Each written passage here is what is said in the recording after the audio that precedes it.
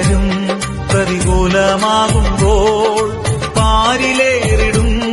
പ്രയാസവേളയിൽ പ്രിയരേ വരും പ്രതികൂലമാകുമ്പോൾ പാരിലേറിടും പ്രയാസവേളയിൽ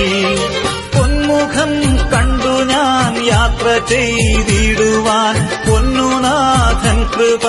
നൽകുമീ പൈതലിൽ പൊന്മുഖം കണ്ടു ഞാൻ യാത്ര ചെയ്തിടുവാൻ പൊന്നുനാഥൻ കൃപ